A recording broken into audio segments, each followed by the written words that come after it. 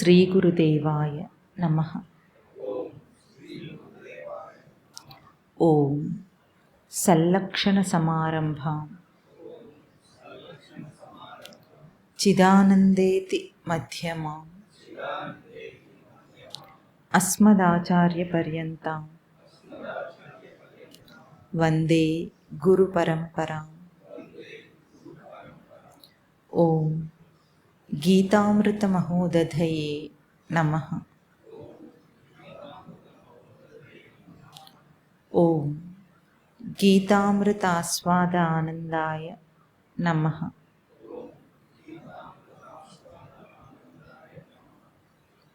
కర్మయోగాన్ని మననం చేస్తున్నాము. 3వ అధ్యాయము 3వ శ్లోకం.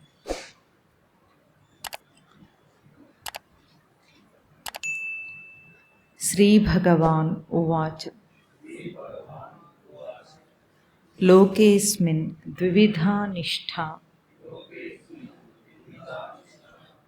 పురా ప్రోక్తా మయా అనఘ జ్ఞానయోగేన సాంఖ్యానాం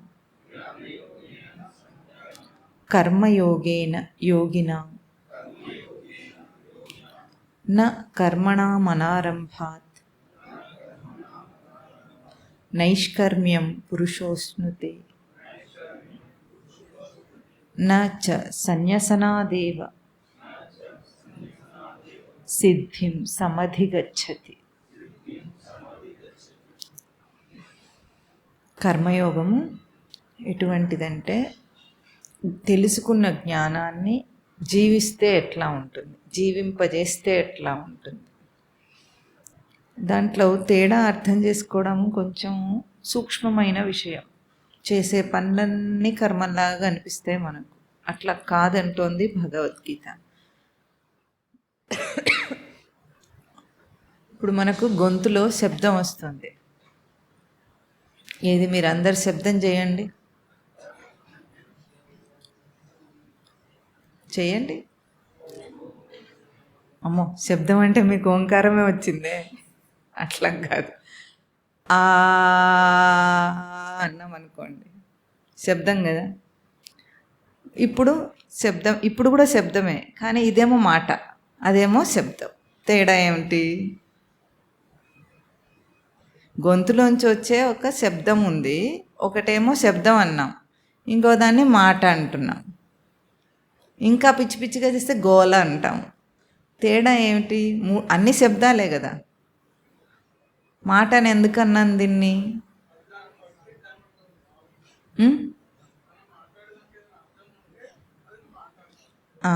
అర్థవంతమైన శబ్దం అయితే మాట, అర్థం లేని శబ్దం అయితే గోల. అంతేనా? తేడా ఎందుకు వచ్చింది? ఏం ప్రయోగం అయింది అక్కడ? మన వాగేంద్రియం ఎట్లా రచింపబడిందంటే ఒక శబ్దాన్ని చేయగలదు అంతే. అది మాట్లాడడానికి డిజైన్ చేసిందా అంటే మన ప్రయోగం అట్లా ఉంది. వాగేంద్రియానికి బుద్ధి కలిస్తే మాట వస్తుంది, బుద్ధి లేకపోతే శబ్దం, గోల. అట్లాగే ఇంద్రియాలన్నీ చక్కగా రచింపబడినాయి. రచింపబడిన వాటికి బుద్ధి ప్రయోగం ఉంటే అది కర్మ అవుతుంది. బుద్ధి ప్రయోగం లేకపోతే క్రియ. ఏమని చెప్పుకున్నాం? బయట పనులను ఏమనాలి అని చెప్పుకున్నాం? క్రియలు. బయట జరిగేవన్నీ క్రియలు. దేంట్లో? బుద్ధిపరమైనది. బుద్ధి అంటే ఒక సూక్ష్మమైన అభౌతిక అంశము ఆ క్రియలో ఉంటే అది కర్మ, లేకపోతే కర్మ కాదు అని ఖరాఖండిగా చెప్తోంది భగవద్గీత. మనిషి పుట్టింది ఈ ఇంద్రియాలన్నిటినీ కూడా ఆ బుద్ధి ప్రయోగంతో జోడించి కలుపుకొని చేయటానికి. ఇంకొకటి మనం ఏం చెప్పుకున్నాం, ఇంకో రకంగా చెప్పుకోవాలంటే ఎక్కడైతే గుణము అనేది కలిసి ఉంటుందో, గుణము వేరు. గుణం అనేది సూక్ష్మమా స్థూలమా? సూక్ష్మమైంది, కంటికి కనిపించేది కాదు, తెలిసేది కాదు, కానీ ప్రయోగంలో ఉంటుంది. ఇప్పుడు బుద్ధి, మంచి బుద్ధి. గుణం అనేది మంచి చెడ్డ అనేది గుణాలు. ఇవి గుణముతో కూడినదై ఉండాలి, బుద్ధి ప్రయోగంతో కూడినదై ఉండాలి. గుణముతో కూడినదై ఉంటే అప్పుడు అది కర్మ అవుతుంది. అటువంటి కర్మను ఆచరించమని ప్రేరేపణ చేస్తుంది భగవద్గీత.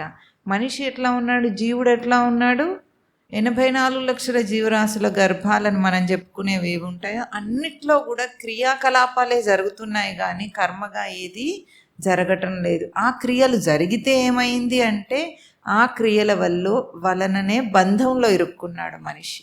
బంధంలో ఇరుక్కొని దాని నుండి బయటపడకుండా కర్మ సిద్ధాంతం అనొకటి ఉంటుంది లోకంలో. ఎవరు చేసిన కర్మ వాళ్ళు అనుభవించాలి. ఎట్లా ఈ జన్మలో చేసింది వచ్చే జన్మకని కర్మ ఫలం వస్తుంది. ఆ ఫలాన్ని మళ్ళీ అనుభవిస్తూ మళ్ళీ కర్మను ఆచరిస్తాడు. మళ్ళీ కర్మ ఫలం వస్తుంది, మళ్ళీ కర్మను చేస్తూ ఫలాన్ని అనుభవిస్తాడు. ఇట్లా కర్మ చేయటం, ఫలాన్ని అనుభవించటం, కర్మ చేయటం, ఫలాన్ని అనుభవించటం అనే కర్మ బంధంలో ఇరుక్కుంటున్నాడు కనుక ఆ చక్రానికి అంతం లేదు. ఇంకా ఫలం వస్తే తినాల్సిందే, తింటే మళ్ళీ కర్మ చేయాల్సిందే, కర్మ చేస్తే మళ్ళీ ఫలం వస్తుంది. మరి ఎట్లా దీన్ని? అందుకే ఏది తెలుసుకుంటే బుద్ధియుక్తో జహాతి కాదు, బుద్ధియుక్తుడవై కర్మ చేస్తే కర్మ ఫలాన్ని ఎట్లా వదిలేస్తావు, కర్మబంధం ప్రహాస్యసి అన్నారు. బుద్ధియుక్తుడవై కర్మ చేస్తే కర్మబంధం ప్రహాస్యసి ఎట్లా జరుగుతుందో అది చెప్తాను. ఏషాతే అభిహిత సాంఖ్యే బుద్ధి యోగే త్విమాం శృణు బుద్ధ్యాయుక్తో యయా కర్మబంధం ప్రహాస్యసి. అంటే కర్మకు ఆధారమై జ్ఞానం ఉండాలని కానీ అర్థం, అంతేగాని జ్ఞానం శ్రేష్టము కర్మ శ్రేష్టం కాదని స్వామి చెప్పలేదు. అట్లా అనుకుని అడుగుతున్నాడు అర్జునుడు. అక్కడ మనము ఏం చెప్పాము? కర్మకు మూడు రూపాలు ఏమిటవి? ముందు సాధన కర్మ చేయాలి మనిషి. సాధన కర్మ అంటే ఏమిటి? ఈ క్రియలనే బుద్ధిపరంగా బుద్ధియుక్తుడివై ఆచరిస్తూ పెడితే అది సాధన కర్మ అవుతుంది. బుద్ధిని ప్రయోగించుకుంటూ చేయాలి. అంటే మన మామూలు భాషలో ఏం చెప్పుకున్నాం? యంత్రం వలె చేయకూడదు. అట్లా యాంత్రికంగా చేయకుండా బుద్ధితో చేసే పనులన్నీ సాధన కర్మలే. సాధన కర్మ ద్వారా జ్ఞానాన్ని పొందుతాడు మనిషి. లేకపోతే చెప్పింది చెప్పగానే అర్థం కావాలి, ఆచరణకు రావాలి. మధ్యలో ఎవరున్నారు ఆపేవాళ్ళు? మనకు ఆ మధ్యలో రావటం లేదు కనుక సాధన కర్మ చేత చిత్తం శుద్ధి అయితే ఆ శుద్ధమైన చిత్తంతో జ్ఞానాన్ని అవగాహన చేసుకొని, జ్ఞానం అవగాహన అయిన తర్వాత ఆ జ్ఞాని అంటే జ్ఞానం కలవాడు ఏది చేసినా అది కర్మయోగం అవుతుంది. ఏం చేసినా సరే, ఏం చేయాలి అని చెప్పట్లేదు, ఏం చేసినా అదేమవుతుంది? కర్మయోగం కావాలి. ఆ కర్మయోగాన్ని జ్ఞానయోగం ద్వారా కర్మయోగాన్ని అందుకోవాలి జీవుడు. ఇది జీవితంలో మనకిచ్చిన ఒక కోర్స్ కంప్లీట్ చేయాలి. పోయే లోపల కాలేజ్లో చేరిన తర్వాత ఏం చేస్తాము? కోర్స్ పూర్తి చేయాలా వద్దా? అట్లాగే ఈ కోర్స్ని మనం పూర్తి చేయాలి. అందుకే మన జ్ఞానేంద్రియాలు కర్మేంద్రియాలు ఇంత బాగా రచింపబడిన ఒక దేహము, దానికి శబ్దం ఎక్కడి నుండి వస్తుందో తెలియకుండానే మాటలు వస్తున్నాయి. ఇవన్నీ ఇంత చక్క రచన మనకెందుకుంది? ఏం చేయటానికి? పొట్టకూటి తిండి కోసం కాదు, ఇవన్నీ వాటి కోసము కాదు, ఆ బ్రతుకు కోసం కాదు అని చెప్తోంది భగవద్గీత. దాంట్లో క్రమంగా మనం ఏం చెప్పుకున్నాం? క్రమమైన సాధన పద్ధతిని సాధన చతుష్టయ సంపద అని మొదలుపెట్టుకున్నాం మనం. గుర్తుంది ఎవరికైనా కొంచెమన్నా? పోయిన వారమే కదా చెప్పుకున్నాం. చతుష్టయం అంటే ఏం చెప్పుకున్నాం? నాలుగు సంపదలు. మనం జీవితాంతం సంపాదిస్తామా? ఏం చేస్తాం? ఇచ్చేసి వెళ్ళిపోతాం. ఎవరికి ఆస్తిపాస్తులనే ఎవరికో రాసిపెట్టి వెళ్ళిపోవాలి. మరి నువ్వేం తీసుకెళ్తావు పోయేటప్పుడు? ఎన్ని బట్టలున్నా తీసుకెళ్ళలేము, ఎన్ని వస్తువులున్నా తీసుకెళ్ళలేము. ఇలా అసలే రాదు, అది ఘన పదార్థం, కదలంది కాబట్టి. ఇంకేముంది? నా వాళ్ళు ఎవరన్నా ఉంటే అస్సలే రారు. ఒక శ్లోకం కూడా ఉంటుంది సంస్కృతంలో, ఏమిటంటే చనిపోయిన తర్వాతనట ఈ పశువులు ఆస్తులు, పూర్వకాలం సంపద అంటే పశువులు పొలాలే ఉండేవి కదా, అవన్నీ ఎక్కడుంటాయి? పశవ గోష్ఠే, ఎక్కడున్నాయో అక్కడే ఉంటాయట అవన్నీ. భార్య ఎక్కడి దాకా వస్తుంది? భార్య గృహద్వారి. పూర్వకాలము ఇప్పటికీ కూడా బ్రాహ్మణుల ఇళ్ళల్లో శ్మశానం దాకా వెళ్ళరు భార్యలు. ఇక్కడ ఇంటి గుమ్మం దగ్గరే టాటా బాయ్ బాయ్ అంటారట. తర్వాత బంధువులందరూ ఎక్కడి దాకా వస్తారు? శ్మశానం దాకా వస్తారట. దేహం ఎక్కడి దాకా వస్తుంది? చితి మీద దాకా వస్తుందట. తర్వాత కర్మానుగతికో జీవ ఏకః, వాడు కర్మానుగతికి వాడొక్కడే పోవాలి, ఇంకా ఎవరు తోడు రారు, అంతేనా? మరి మనం తీసుకెళ్ళగలిగింది ఏముంది అంటే సాధన చతుష్టయ సంపదను మనం తీసుకెళ్ళగలం. ఎందుకంటే ఇవన్నీ సాధన చతుష్టయ సంపద అనేది అభౌతిక రూపం. జీవుడు దేహం విడిచిన తర్వాత భౌతికమా అభౌతికమా? అభౌతికం. వాడంటే అంతరింద్రియం ఏదైతే మనస్సు, బుద్ధి, చిత్తం, అహంకారం ఉందో ఆ రూపం ఉంటుంది వాడికి, అంతే, ఇంకేం ఉండదు. ఆ 4 వాడి రూపాలు.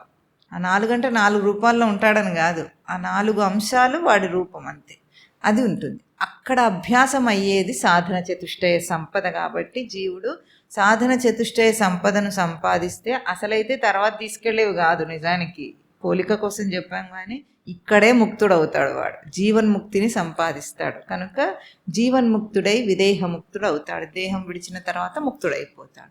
అటువంటి సాధన సంపదను మనం ఇప్పుడు చెప్పుకుంటున్నాం. దాంట్లో 4 అంశాలు ఏమిటి?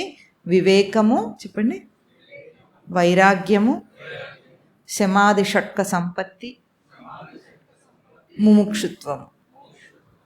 ఈ 4 అంశాలు మనం చెప్పుకుంటున్నాము. మొదట ఏం చెప్పుకున్నాము? వివేకం. దేని గురించిన వివేకము? ఈ బట్టలు మంచివా, ఆ బట్టలు మంచివా, ఈ మెటీరియల్ మంచిదా, ఆ మెటీరియల్ మంచిదా, ఈ ఊర్లో ఈ ఏరియాలో ఇల్లు కట్టుకుంటే బాగుంటుందా, ఇంకే ఏరియా, ఇదా వివేకం అంటే? దేని గురించిన వివేకం అని చెప్పుకున్నాము? బేసిక్ పాయింట్ మనిషికి ఉండాల్సింది, బేసిక్ క్వాలిటీ అది.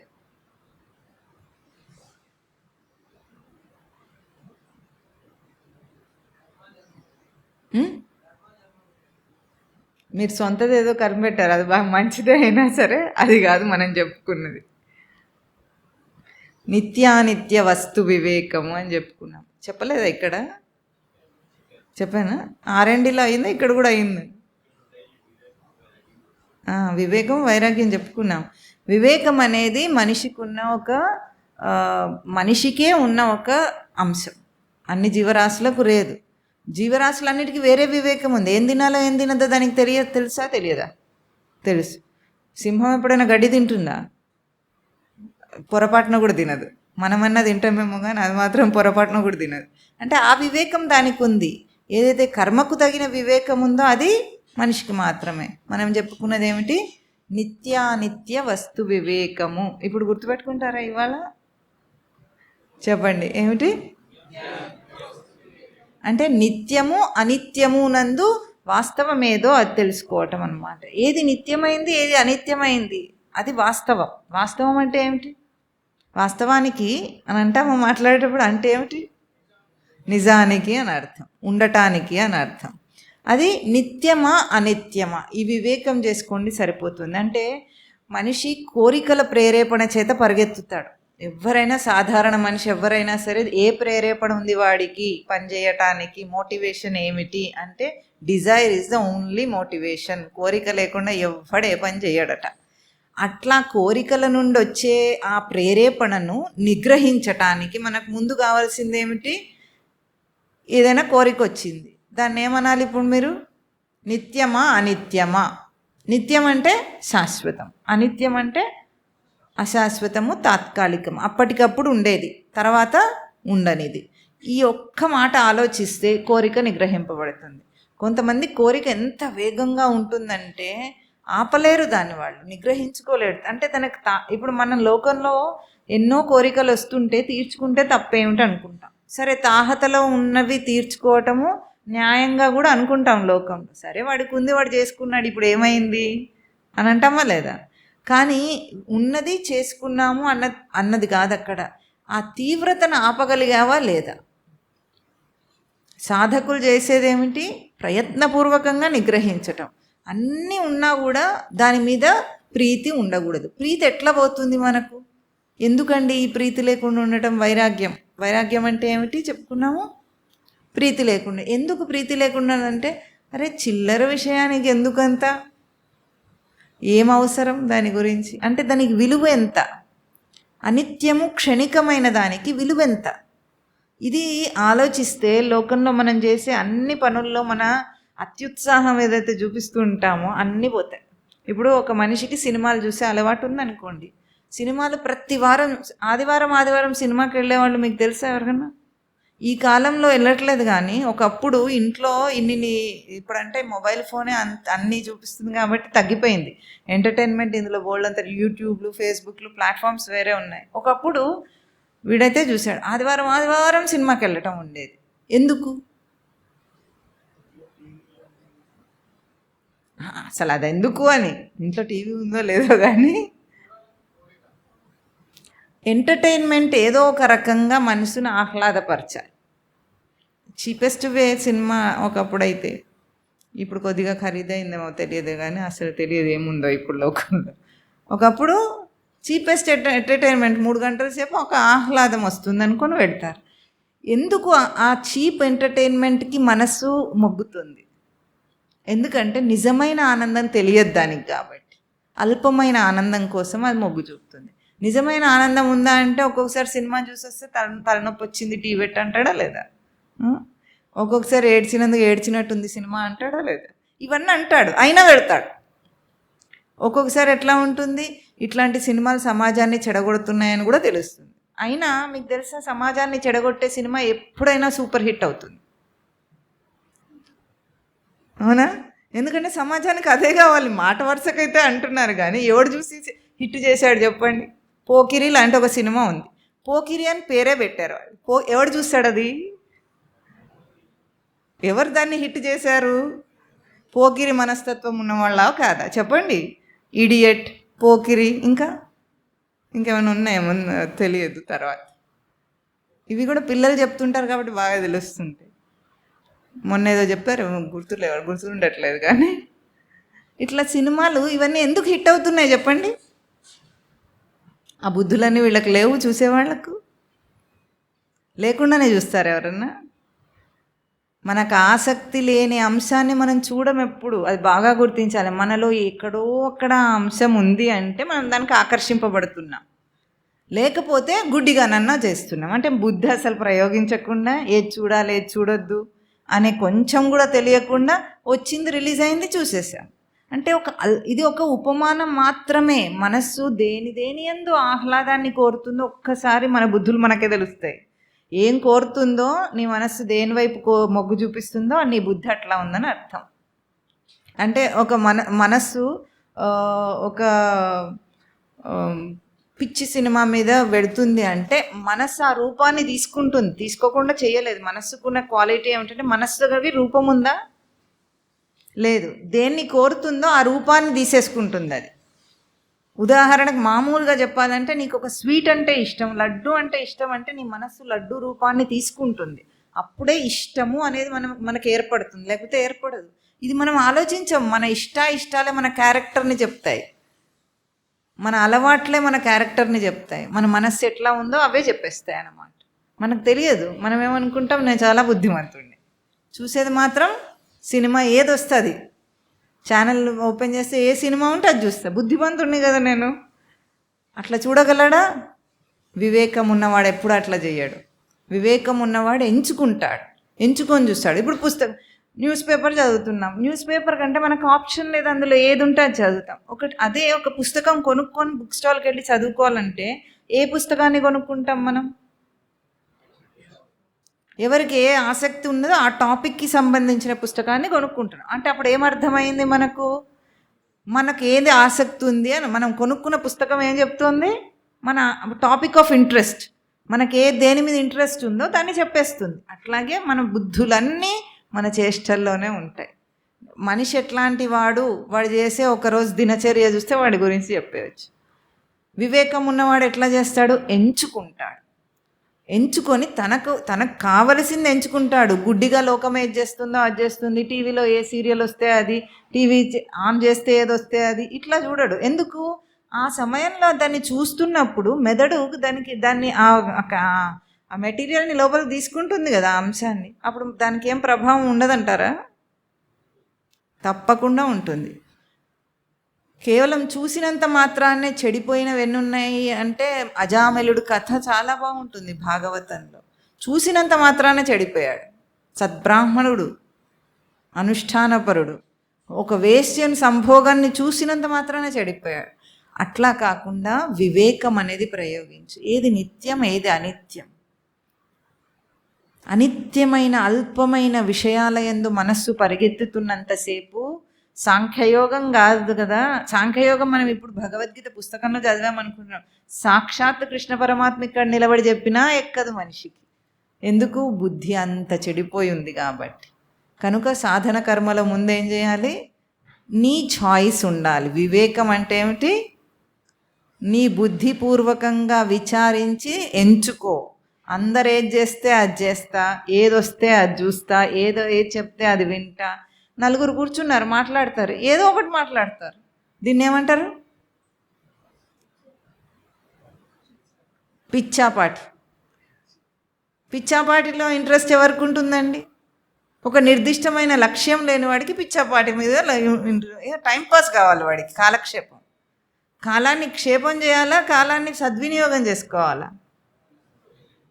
మరి ఆ పిచ్చాపాటికి ఎంత అంటే వాడు మందబుద్ధి అన్నమాట. వాడు బుద్ధిని దిశ చూపించలేడు. నీరు ఉందనుకోండి, నీరు ఎటువంటిది? ప్రవాహం అనేది, నీటికి వెళ్ళిపోవటం అనేది ప్రవాహం. దాని క్వాలిటీ ఎటు వెళుతుంది? పల్లం ఎటుంటే అటు వెళ్తుంది, అంతే. నీరు ప్రవహించిందంటే పల్లం ఉందని చెప్పేయచ్చు. మనం వాటర్ లెవెల్ చూసే కదా మనం చెప్తాం ఫ్లోర్ స్లోప్ డిసైడ్ చేయాలంటే. అంటే దిశ చూపించటం అనేది ఒకటి అవసరం. బుద్ధికి దిశయే లేకపోతే ఇష్టం వచ్చినట్టు బ్రతుకుతాడు వాడు. ఈ సామాన్య మనస్థితి అంటాం, సామాన్య సగటు మనస్థితిని తీసేయాలి సాధకుడు. సగటు మనిషిలాగా నేను బ్రతుకుతానంటే సగటు మనిషిలాగా చచ్చిపోతావు, సగటు మనిషిలాగా మళ్ళీ పుడతావు. నువ్వు సగటు మనిషివి కాదు. నువ్వెవరు? సచ్చిదానంద స్వరూపుడైన సచ్చిదానంద లక్షణములను జీవింపజేసే జీవుడివి, సజీవమైన వాడివి నువ్వు. అది తెలుసుకుంటే మార్చేస్తాడు. దాని విలువ తెలియకపోతే ఎన్ని విన్నా సరే మళ్ళీ గొర్రెదాట జీవితమే. దీన్ని నిషేధిస్తుంది ఇక్కడ భగవద్గీత. ఎందుకంటే యుద్ధం ఎన్నోసార్లు చేశాడు అర్జునుడు, ఇప్పుడు చేసేది ధర్మయుద్ధం అన్నాడు స్వామి. అంతేనా? ఇన్ని రోజులు చేసింది ఏంటి? రాజ్యాలను ఆక్రమించుకోవటం కోసం, ఆధిపత్యం కోసం క్షత్రియులు యుద్ధం చేస్తారు. అట్లాగే చేశారు వాళ్ళు కూడా. వాళ్ళేమో ఈ గొప్పవాళ్ళు ఏం కాదు, తత్వజ్ఞానులు ఏం కాదు, ధార్మికంగా బ్రతికారు అంతేగాని తత్వజ్ఞానులు ఏం కాదు వాళ్ళు పాండవులు. వాళ్ళని ఇప్పుడు ఏం గమ్మంటున్నాడు? అర్జునుడిని జ్ఞానివి గమ్మంటున్నాడు. జ్ఞానాన్ని బోధ చేశాడు స్వామి. ధర్మం కోసం యుద్ధం చేయాలి కానీ ఆధిపత్యం కోసం, రాజ్యాల కోసం యుద్ధం చేయటం కర్మ కాదు. ధర్మం కోసం యుద్ధం చేయటం కర్మ అవుతుంది. అది చెప్పాడు. అట్లాగే మన జీవితంలో కూడా మనం కూడా స్థూలమైన వాటి కోసం బ్రతకటము కర్మలు కావు ఇవన్నీ. ఇవన్నీ కూడా క్రియాకలాపాలు, పశువులు కూడా చేసేవి ఇవన్నీ. మనం ఏం చేయాలి? బుద్ధి ఎదగటానికి ఏం చేయాలో బుద్ధి ప్రయోగంతో ఆ పని చేస్తే అది కర్మయోగం అవుతుంది, సాధన కర్మ అవుతుంది. కనుక మొట్టమొదటిది ఏమిటి? నిత్యమా అనిత్యమా? ఈ వివేకము నా చాయిస్. సంఘం చెప్పిందనో, లోకం అనుసరిస్తుందనో, సోషల్ మీడియా చెప్పిందనో, టీవీలో ప్రోగ్రాం వస్తుందనో కాదు. చేయాల్సిందేమిటి? నా ఎంపిక. నా ఎంపిక దేని ఆధారంగా? విన్న సాంఖ్యాన్ని ఆధారం చేసుకొని. సాంఖ్యం ఏమిటి? ఆత్మానాత్మ వివేకం. ఆత్మానాత్మ వివేకం ఏం చెప్తుంది నీకు? నిత్యమైన ఆత్మస్వరూపాన్ని పొందు, అనిత్యమైన దాన్ని వదిలేసిపోతాం. అది మనకు తెలుసు, మనం వదిలేస్తాం. దేహాన్ని వదిలేని వాడు ఎవరైనా ఉంటారండి? ఇష్టం ఉన్నా లేకపోయినా వదిలేసి తప్పదు కదా. దాన్ని వివేకంతో వదిలే, వివేకంతో వదిలే. చాయిస్ లేకుండా ఇక ఏదో చావక తప్పుతుందా అని కాదు. చావాల్సింది ఎట్లా? చావును కూడా ఉత్సవంలాగా చేసుకోవాలి. మరణం అంటే ఒక గొప్ప ఉత్సవం, తెలుసా మీకు? పుట్టినరోజు ఎంత గొప్ప ఉత్సవంలాగా చేసుకుంటామో, మరణించే రోజు మనకు ఉత్సవం కావాలి. నేను వెళ్ళిపోతున్నా దాన్ని వదిలేసి. ఆ స్థితికి ఎదగటం అంటే ప్రతి విషయాన్ని అంత బాగా వదిలేయగలగాలి. అనిత్యమైన దాన్ని ఇక్కడికిక్కడే వదిలేయి, నిత్యమైన దాన్ని పట్టుకో. ఈ వివేకాన్ని అలవాటు చేసుకొని ప్రతి పనిలో వివేకం ఉండాలి. బుద్ధి ప్రయోగం లేకుండా ఆవులించొద్దు.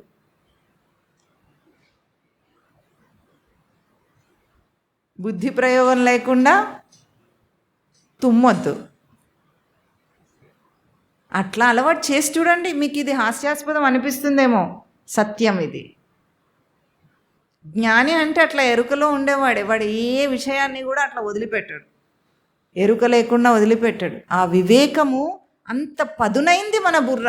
ఇది మనం ఎందుకు ఇట్లా మనకి ఇప్పుడు అనిపిస్తుందంటే అసలు అట్లాంటి అలవాటు లేక ఆ పదును ఎప్పుడు వాడుకోలేదు. బుద్ధికున్న నైశిత్యం, నిశితత్వం అంటే షార్ప్నెస్, దాన్ని ఎప్పుడు వాడుకోలేదు కాబట్టి మనకు అట్లా అనిపిస్తుంది. కానీ గుడ్డిగా బ్రతకడం అలవాటై అట్లా అనిపిస్తుంది. కానీ అదే నీకు ఇచ్చింది అసలైంది. ఈ వివేకము మనిషికి మొదటి అంశం. దీని తర్వాత వాడి జీవితం అదే నడుస్తుంది. వైరాగ్యం ఆటోమేటిక్గా వస్తుంది. ఎందుకంటే అల్పమైన విషయాన్ని ఎవడండి కోరుతాడు? ఎప్పటికీ ఆశీర్వాదం ఇచ్చేటప్పుడు ఏమి ఇస్తాడు చెప్పండి?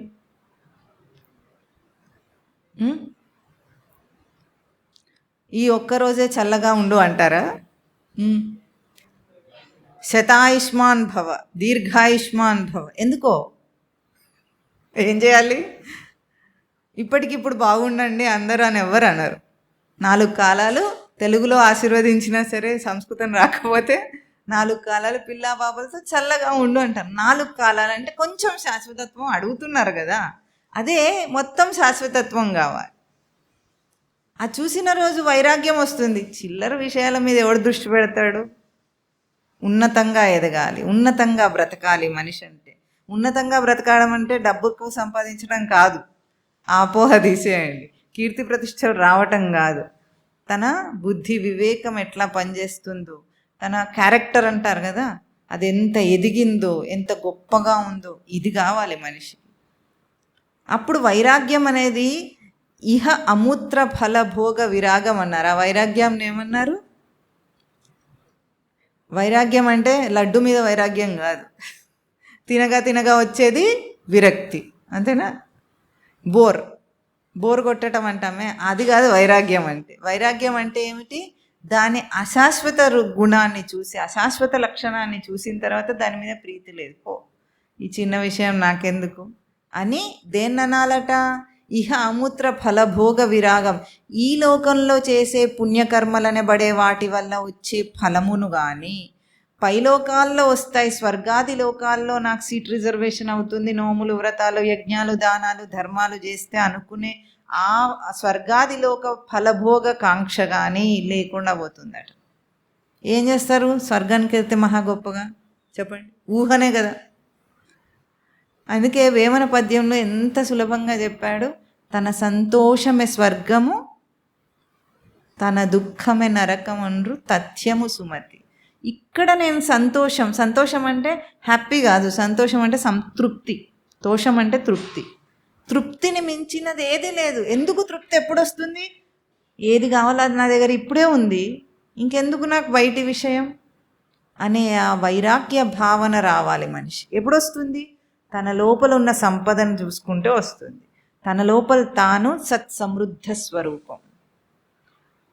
ఆనందానికి సోర్స్ ఎక్కడుంది? మన దగ్గర ఉంది. నా వల్ల ఆనందం వస్తుంది, కానీ విషయం వల్ల ఆనందం రావటం లేదని విషయంలో ఉన్నప్పుడు దర్శనం చేయాలి, వదిలేసి కాదు. వదిలేస్తే ఏముంది? అదే వదిలేస్తే ఎట్లా ఉంటుందంటే అనగదొక్కినట్టు ఉంటుంది. అనగదొక్కిన బంతి ఏం చేస్తుంది? మళ్ళీ అంతే వేగంతో పైకి లేస్తుంది. అనగదొక్కటం కాదు, అవన్నీ తర్వాత వస్తాయి శ్లోకాల్లో. అనగదొక్కటం కాదు, అర్థం చేసుకొని దాన్ని. ఇప్పుడు చెరుకు రసం ఉంటుంది, చెరుకు తింటే ఏమొస్తుంది చెప్పండి? ఎంతసేపు వస్తుంది తీపి?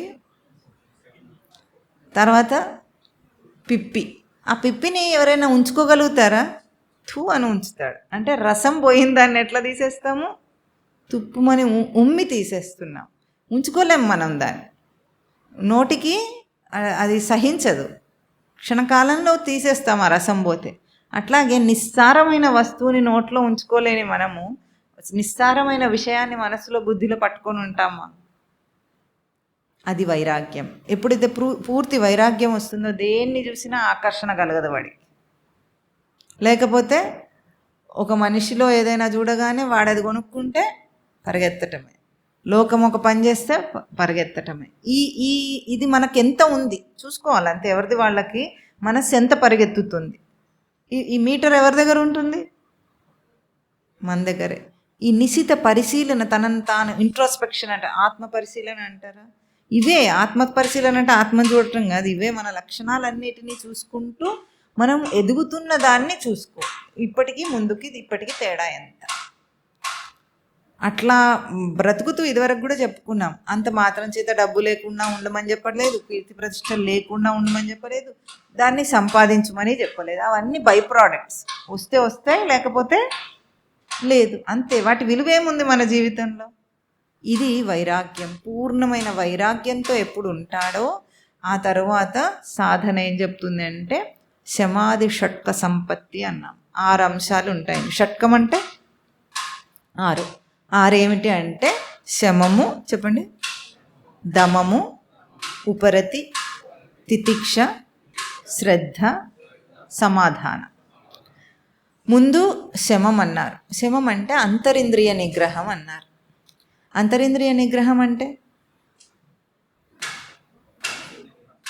అంతరింద్రియం అంటే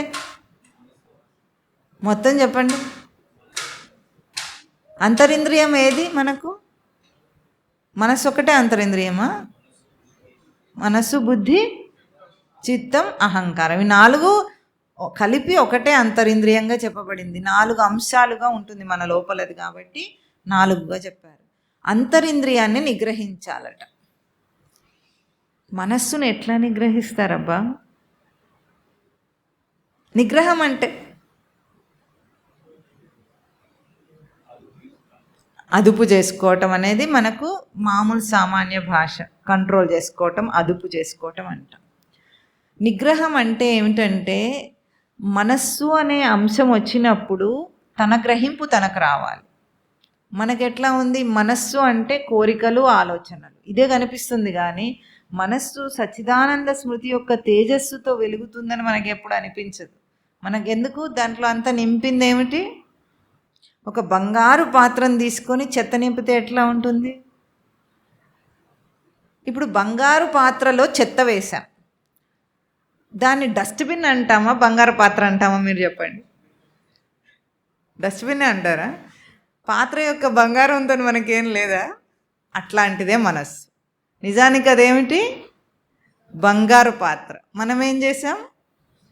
డస్ట్బిన్ చేసుకున్నాం. ఆ డస్ట్బిన్ని ఏం చేయాలి? ఇప్పుడు బంగారు పాత్ర రావాలంటే నిజంగా బంగారు పాత్ర ఎవరన్నా డస్ట్బిన్కి పెట్టుకుంటే దొంగ దాన్ని కొట్టే. ఎందుకు? వాడేం చేస్తాడు? చెత్త పారేసి నేను అది వాడుకుంటాను అనుకుంటాడు, అంతేనా? వాడుకున్నదిలో మనకు ఉండొద్దు కనీసం. అది పాత్ర బంగారుది. మనస్సు అనేది ఏమిటి? బంగారు పాత్ర లాంటిది. దానికి సచ్చిదానందం ఉన్న తేజస్సు ఉంది చక్కగా. కాబట్టి ఇప్పుడు మనం ఏం చేయాలి? చెత్త పారేసి ఆ బంగారు పాత్రను దొంగతనం చేసిన దొంగలాగా ఆకాస్త తెలివన్న పెట్టి మనం ఏం చేయాలి? ఇప్పుడు ఈ మనస్సులోంచి చెత్తను తీసేయాలి. అప్పుడు ఏం చేస్తాం? సచ్చిదానంద స్మృతిని పొందిన వాళ్ళం అవుతాం. మనస్సు అంటే పొందటం. సచ్చిదానంద స్మృతినన్నా పొందుతుంది, విషయాన్నైనా పొందుతుంది. నీ ఇష్టం, ఏది కావాలంటే అది పొందొచ్చు. ఇప్పుడు చెత్తకుండి చేసుకునే కంటే, దాన్ని డస్ట్బిన్ చేసుకునే కంటే ఏం చేయాలి? దాన్ని సచ్చిదానంద స్మృతిని పొందటం నిగ్రహం. ఇంతే. ఇప్పుడు ఏం చేస్తుంది ఆ మనస్సు? దాని వెంటనే మనకి ఏం చెప్పారు? శమము, దమము అని చెప్పారు. దమం అంటే బాహ్యేంద్రియ నిగ్రహం. బాహ్యేంద్రియాలు ఏమిటి? జ్ఞానేంద్రియాలు, కర్మేంద్రియాలు అన్నీ బాహ్యేంద్రియాలే. అంటే కళ్ళు, ముక్కు, చెవి, చర్మము, నాలుక, ఇవి కాక ఇవేమిటి? చేతులు, కాళ్ళు, మలమూత్ర విసర్జన చేసే ఇంద్రియాలు, ఇవన్నీ వాక్కు, ఇవన్నీ ఇంద్రియాలు మనకున్నాయి. వీటి ద్వారానే మనస్సు పనిచేస్తుంది. కాబట్టి శమము, దమము 2 కూడా ఒకదానికొకటి కలిసే ఉంది. ఇప్పుడు రెండింటిని నిగ్రహించాలంటే ఏం చేయాలంటే వాటిని వాడుకోవటం మానేయద్దంటుంది. వాడుకోవాలా, వాడుకోవద్దా? ఇప్పుడు మనం మాట్లాడటానికి వాడుకుంటున్నాం వాగేంద్రియాన్ని. అరవటానికి వాడుకుంటున్నామా, మాట్లాడటానికి వాడుకుంటున్నామా? ఇందాక మనం ఆ శబ్దం చేసామా? అదేమో శబ్దం వస్తూనే ఉంటుంది. దాన్ని మాడ్యులేట్ చేసామా అంటే దాన్ని ఒక భాషగా మార్చాం. ఎట్లా మార్చామో మనకి ఎట్లా తెలుస్తుంది? మార్చటం ఎంత ధ్వని ఇవ్వాలో తెలుస్తుంది, అక్షరం ఎట్లా ఉచ్చరించాలో తెలుస్తుంది, అర్థవంతంగా మాటలు ఎట్లా పదాలు చేయాలో ఎంత తెలుస్తుంది మనకు. బౌల్డంత తెలివి ఉంది కదా. అట్లా వాగేంద్రియాన్ని ఎట్లా వాడుకుంటున్నామో ప్రతి ఇంద్రియాన్ని కూడా నియమితంగా వాడుకోవటం అని చెప్పారు. దాన్ని యుక్తం అన్న పదం వాడుతుంది భగవద్గీత. యుక్త ఆహార విహారములు అంటారు. అంటే దేహంతో తిరిగి ఇంద్రియాలతో చేసేవన్నీ కూడా యుక్తమై ఉండాలి అంటారు. యుక్తాహార విహారస్య యుక్త చేష్టస్య కర్మసు అంటే యుక్తమైన చేష్టలు చేయాలి. దేనికి యుక్తం? నీకు సరిపోయిందా చూసుకో, నీ ప్రవర్తన సరిపోయిందా చూసుకో, నీకు సరిపోయింది. ఉదాహరణకి ఎవరైనా పిచ్చివాగుడు వాగుతుంటే నీకు అర్థమవుతుందారా ఏం మాట్లాడుతున్నావు నువ్వు అంటామా? అంటే మన ఉద్దేశం ఏమిటి అక్కడ? నీకు అర్థమవుతుందా అంటే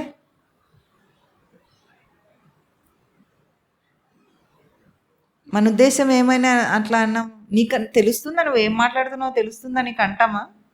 అనకూడని మాటలు అంటున్నప్పుడు మనం అంటున్నాం ఆ మాట, అంటే అర్థం ఏమిటి?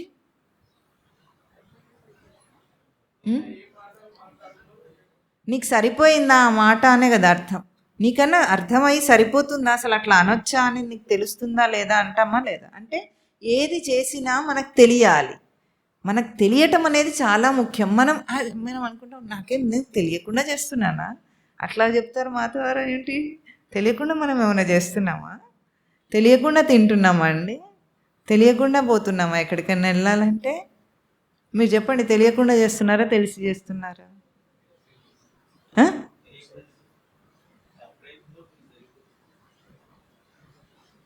ఆయన తెలియకుండా అంటున్నారు, మీరు ఎవరన్నా ఏమంటారు? తెలిసి చేస్తున్నారా? తెలిసేనా ఎంతమంది అనుకుంటున్నారు? చేతులు ఎత్తండి. తెలియకుండా అవుతున్నాయని ఎంతమంది అనుకుంటున్నారు? అయ్యో ఆయన ఒక్కరే. తెలిసి తెలియకుండానే ఆవిడ రెండు చెప్పారు ఆప్షన్. నిజానికి చెప్పానంటే తెలియకుండానే చేస్తున్నారు అందరు. తెలిసి చేసినవాడు జ్ఞాని. మనం తెలిసింది అనుకున్నది నిజమైన తెలియటం కాదు. మన వివేక లక్షణంతో తెలిసి చేస్తే అది తెలిసినట్టు, అందరు ఏది చేస్తే అది చేస్తే తెలియనట్టు. దీన్నే వీడు ఎక్కువ అంటాడు మూర్ఛా జీవితం అంటాడు. మూర్ఛలో బతకటం. మూర్ఛలో బ్రతికేవాడు ఎట్లా ఉంటాడు? ఉదాహరణకు ఒక తాగుబోతున్నాడు. బాగా తాగినప్పుడు వాడు తాగి మత్తులో కోటీశ్వరుడు అయినవాడు బాగా తాగేస్తున్నాడు. వాడెళ్ళి ఒక మురుక్కాలుద పక్కన స్పృహ తప్పి పడిపోయాడు. వాడిని పాపం అసలే కోటీశ్వరుడు ఇంకా స్పృహ తప్పి ఉన్నాడు కదా, పాపం రక్షిద్దామని ఎవరో అనుకుంటే వాడు ఏమంటున్నాడు? ఏపో నేను ఇక్కడే ఉంటా, నాకు సుఖంగా ఉంది అంటాడా అనడా? చెప్పండి, అంటాడు. అదే వాడికి స్పృహ మత్తు దిగిన తర్వాత ఏం చేస్తాడు? చిచి చిచి అంటాడు లేవగానే. అంటాడా లేదా? ఈ మురికాలలో నేనెందుకున్నా అంటాడా? అంతే. ఇప్పుడు వాడు తెలిసి పడ్డాడా అంటే తాగేటప్పుడు వాడికి తెలిసే తాగాడు, కానీ తాగిన తర్వాత వాడికి ఏమైంది? తెలియకుండా అయ్యాడు. అట్లాగే మనం బ్రతుకుతున్నామంటే మత్తులోనే బ్రతుకుతున్నాం. కాబట్టే ఈ లోకమంతా చాలా అందంగా ఆనందంగా కనిపిస్తుంది మనకు. జ్ఞానం ఏమంటాడు? జ్ఞానం వచ్చిన తర్వాత చీచీచి నేను ఇక్కడ అనుకున్నాను అంటాడు వాడు. ఏమిటి సుఖము? స్త్రీ పురుష సంభోగ సుఖం అంత అల్పమైన నీచమైన సుఖం ఏదైనా ఉంటుందా? దాంట్లో అందరూ ప్రవర్తిస్తున్నారు. తిండి కోసమే బ్రతికినట్టుగా ఏ అడ్డమైన గడ్డి పడితే అది తినే సుఖం ఎక్కడైనా ఉంటుందా? అందరు దానికోసమే బ్రతుకుతున్నారు. ఇంకా ఇంతకంటే నీచం ఏముంటుంది మనిషికి? లోకంలో అందరు ఏది చేస్తే అదే చేయాలనే గుడ్డి ఫ్యాషన్ల వెనకాల బ్రతుకుతున్నారు. ఇంద్రియాలని వాటికి నిగ్రహం అని నేను ఒకడున్నాను, నాకు ఒక బుద్ధి ఉంది, నేనేం చేయాలో నాకు తెలుసు, వాడేవాడు చెప్పేవాడని ఎవ్వరు అన్నారు అంటారా? అనరు. ఉదాహరణకు మనం ఒక బఫేకి వెళ్ళామా? వెళితే మనం ఏమేమి వడ్డించుకోవాలో మనకు చాయిస్ ఉందా లేదా? చెప్పండి, ఉందా? నిజంగా ఉందా? ఉన్న 10 ఛాయిస్ ఉంది, అంతేగాని నీవు అడిగింది ఛాయిస్ ఉందా? లేదు. ఇప్పుడు మనం ఏమనుకున్నాం? 10 వెరైటీలు ఉన్నాయి, నేను ఏది కావాలంటే అది తింటాను అనుకుంటున్నాడు, కానీ అది నీ మనస్సుకు నచ్చింది కాదు, వాడు పెట్టిందే తింటున్నావు నువ్వు. ఇప్పుడు చెప్పండి, తెలిసి చేస్తున్నావా తెలియకుండా చేస్తున్నావా? వాడు 10 ఇస్తే ఆ 10 ఎంచుకోమంటున్నావు, నీ మనసుకు అదేం నచ్చింది కాదు అది. ఇంట్లో అనుకోండి, అదే పెళ్ళాన్ని ఏది కావాలంటే అది చేయించుకుంటాడా లేదా? అది అసలు చాయిస్. ఒకటే తింటాడు కానీ అసలు చాయిస్. ఇక్కడ 10 తింటాడు కానీ వాడి చాయిస్ కాదు, వడ్డించిన వాడిది చాయిస్. సొసైటీ చాయిస్ అంటే ఇట్లా ఉంటుంది. మనకు తెలియకుండానే మనకు చాలా చాయిస్ ఉంది, ఫ్రీడమ్ ఉంది అనుకుంటున్నాం. లేదు, మనకు మన ఇంద్రియాలతో మనం బ్రతికే బ్రతుకంతా లోకం నిర్దేశిస్తోంది. మన ఏ చాయిస్ లేదు. బట్టలు ఉన్నాయి, ఇప్పుడు ఇక్కడికంటే యూనిఫామ్ అంటే మీకు వేరే చాయిస్ లేదు కాబట్టి వేసుకుంటారు. కానీ బయటికి వెళ్ళిన తర్వాత మనం ఏమనుకుంటాం, రెడీమేడ్ షాప్కి వెళ్తే బోల్డ్ అని వెరైటీలు ఉంటాయి ఏదైనా. ఆ బోల్డ్ అన్ని వెరైటీలు కూడా ఎవరు ఇస్తున్నారు? వాడు కుట్టినవి, నువ్వు కుట్టించుకుంది కాదు. నువ్వు కుట్టించుకుంటే ఏమిటది, ఒకటే అయినా నీ చాయిస్, అంతేనా? తేడా అర్థమైందా మీకు? మన జీవితంలో ఇట్లా గాక, లోకం నిర్దేశించిన జీవితం గాక, ఇదే మన ఇంద్రియాలకు ఇష్టమని మనం అనుకుంటున్నాం. మన ఇష్టాలన్నీ కూడా ఎవరు నిర్ణయిస్తున్నారు? సమాజం నిర్ణయిస్తుంది, లోకం నిర్ణయిస్తుంది, కాలం నిర్ణయిస్తుంది. ఒక రోజులో ఒకప్పుడు కాలంలో ఒక ఫ్యాషన్ ఉంటుంది, బెల్ బాటమ్ ఫ్యాషన్ ఉండింది ఒకప్పుడు. అప్పుడు అందరూ బెల్ బాటమ్ వేసుకుంటారు, అది వాడి చాయిసే చెప్పండి? కాదు. తర్వాత టైట్ జీన్స్ పెన్సిల్ కటింగ్ వచ్చింది అనుకోండి, అందరు పెన్సిల్ కటింగ్ వేసుకుంటారు. అది కంఫర్టా, చాయిసా, లోకం నిర్దేశించా? చెప్పండి ఇప్పుడు తేడా చెప్పండి. మనం ఏమనుకున్నాం? నా ఫ్రీడమ్, నా చాయిస్ అనుకున్నాం. మన ఇంద్రియాలు ఏవి ఇష్టం అంటున్నాయో, మన కోరికలు దేని మీద కలుగుతున్నాయో, నీ కోరికను కూడా వాళ్ళే డిసైడ్ చేస్తుంది, సొసైటీ డిసైడ్ చేస్తుంది, అంతేనా? ఈ కాలంలో నేను చదువుకోవాలనుకుంటాడు ఒక 10th క్లాస్ పిల్లవాడు.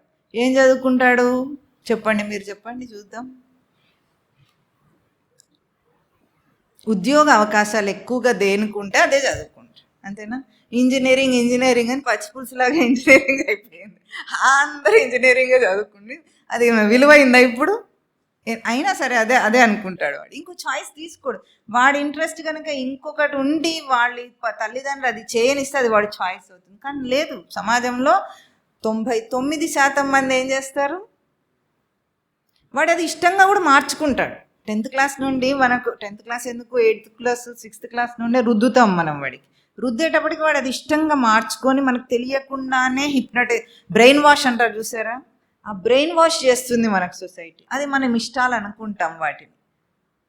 బయట తినాలి, పిల్లలు కూడా పార్టీ చేసుకోవాలంటే పిజ్జా హట్కి వెళ్ళడం అనేది ఒక ఫ్యాషన్. వాళ్ళకి పిజ్జా ఇష్టమని అయినా వెళ్ళరు, ఫ్యాషన్ అని వెళ్తారు, అంతేనా? అందరు అది చేస్తున్నారు, మనం అది చేయాలి. పిల్లల్ని అడగండి, అందరు బ్రెయిన్ వాష్డ్ పిల్లలే ఉంటారు. కండిషనింగ్ అంటారు దీన్ని. నీ ఇష్టాలు, నువ్వు నీ బ్రతుకు అంతా కండిషనింగే. దాన్ని డీకండిషనింగ్ చేయమంటుంది భగవద్గీత. నీకు తెలివి ఉందా? దాంతో ఆలోచించి ఒకసారి. మనం అట్లాగే బ్రతుకుతాం, మన పిల్లల్ని అట్లాగే బ్రతికిస్తాం. మన మనమరాలు పుట్టినా సేమ్ బోధనే ఉంటుంది. ఇది వదిలేయి. ఎట్లా ఆలోచించాలి? నీకంటూ ఒక అస్తిత్వం ఉంది, వ్యక్తిత్వం కాదు, అస్తిత్వం. వ్యక్తిత్వానికి అస్తిత్వానికి తేడా చెప్పగలుగుతారా? వ్యక్తి ఎట్లా నిర్మాణం అవుతాడు? అలవాట్లు, ఆలోచనలు, స్థితిగతులతోనూ ఒక వ్యక్తి అంటాం మనం, అంతేనా? ఒక వ్యక్తి అంటే అలవాట్లు, ఆలోచనలు, గుణాలు, స్థితిగతులు, వీటిని బట్టి ఒక వ్యక్తి అంటాం. అది వ్యక్తిత్వం, అది మనిషికి ఉండే లక్షణాలు. అస్తిత్వం అంటే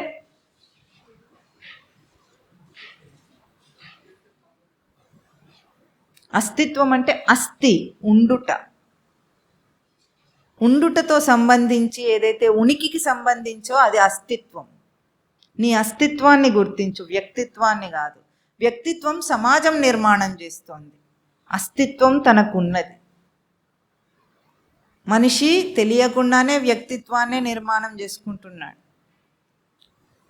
అస్తిత్వం వైపు వెడితే ఆకర్షణ కలిగిన రోజున మనస్సు నిగ్రహించుకుంటుంది. మనస్సును నిగ్రహించటం అంటే కష్టపడి కంట్రోల్ చేయటం కాదు. సాధకుడు ఎట్లా ఉంటారు, ఇది తినకూడదు అని ఒక నిషిద్ధం అనుకున్నారనుకోండి, ఎందుకు నిషిద్ధం ఉండాలి అంటే అది నా బుద్ధి ప్రేరేపణకు సరైంది కాదు. సాధన నియమాలు ఏవైతే చెప్తారో, సాత్వికమైన ఆహారము అంటే అవన్నీ దేనికంటే బుద్ధికి ఎక్సర్సైజ్. దీనికి చెప్పాలంటే మీకు బాగా జిమ్ చేసే వాళ్ళు ఉంటారు చూసారా, వాళ్ళు ఏం తింటారు? ప్రోటీన్ వచ్చేది తినాలి, కండలు పెరగాలంటే ప్రోటీన్ తినాలి. నాన్ వెజ్ తినేవాడు నాన్ వెజ్ తింటాడు, మాంసాహారంలో ప్రోటీన్ బాగా వస్తుందని తింటారు. శాకాహారులు కూడా కండలు పెంచుతారు, వాళ్ళు ఏం తింటారు? ప్రోటీన్ వచ్చే పన్నీర్ కానీ, పప్పు దినుసులు కానీ, ఇలాంటివి ఏమనంటే బాగా తింటారు. అవి తిని ఏం చేస్తారు? ఊరికే కండొచ్చేస్తుంది. తింటే కర్ణ వస్తుందా? ఫ్యాట్ వస్తుంది. అవునా? తిని కూర్చుంటే ఫ్యాట్ వస్తుంది. దాన్ని కండబలంగా ఎట్లా మారుస్తారు? వ్యాయామం చేసి మారుస్తాడు. అవునా? మనం వ్యాయామం అయితే శరీరానికి చేస్తున్నాం, కానీ వ్యాయామం చేయకపోతే ఏమవుతుంది? బలంగా ఉంటుందా, బలహీనంగా ఉంటుందా దేహం? తిండి తిన్నా కూడా బలహీనంగానే ఉంటుంది, దానికి తగ్గ శ్రమ పడకపోతే. అవునా? అట్లాగే మన బుద్ధి బలహీనంగా ఉంది. దానికి ఎక్సర్సైజే లేదు అసలు. పుట్టినప్పటి నుండి ఏమన్నా ఆలోచిద్దామనే లేదు, దాన్ని వాడుకోవటం అనేది లేదు. మనమేమనుకున్నాం, ఇంతకాలం నేను బుద్ధితోనే బ్రతుకుతున్నాను, లోకంలో ఇన్ని సాధించాను. నువ్వు లోకంలో ఏది సాధించలేదు, లోకమే నిన్ను నిర్దేశిస్తుంటే కాలువ కట్టినట్టు అనమాట. కాలువ దగ్గర ఏం చేస్తారు? పొలాల్లో నీరు వాళ్ళ వైపు తిప్పుకోవాలంటే పొలాల్లో ఏం చేస్తారండి? కట్టేసి మడి కట్టేసి దానికి దారి తీసుకుంటారు. అట్లా వెళ్తే ఆ నీరు ఆటోమేటిక్గా దాన్ని ప్రవహిస్తుంది. మనం కూడా అట్లాగే ప్రవహిస్తున్నాం. దిశ లేదు, మనకంటూ ఏం లేదు. ఎవడెటు దారి చూపిస్తే అటు బ్రతికేస్తున్నాం. బుర్రకేం పని ఉంటుంది చెప్పండి? ఏమన్నా పని ఉంటుందా బుర్రకి? ఏం లేదు. వివేకంకి అసలు అక్కడ అభ్యాసమే లేదు. వివేకం అనే అభ్యాసమే లేదు, దానికి ఎక్సర్సైజే లేదు. నిగ్రహించటం అంటే కష్టపడి కంట్రోల్ చేయటం కాదు, తన అస్తిత్వం వైపుగా దాన్ని దిశను మరలించటం అంతే. అంతరింద్రియాన్ని నిగ్రహించాలన్నా కష్టమైన విషయం కాదు. చాలామంది అంటారు మనస్సు నిగ్రహించడం చాలా కష్టం అండి అంటారా లేదా? వాయువేగాన్నన్నా నియంత్రించట కానీ మనోవేగాన్ని నియంత్రించలేమట. కానీ అన్నిటికన్నా సులభమైంది ఏమిటో తెలుసా? వీడు చెప్పేది, నీ మనస్సు నీ చేతిలో ఉంది. లోకంలో దేన్ని మార్చలేవు నువ్వు, ఎందుకంటే నీది కాదు కాబట్టి. నీదైందేమి దాన్ని మార్చుకోవచ్చు.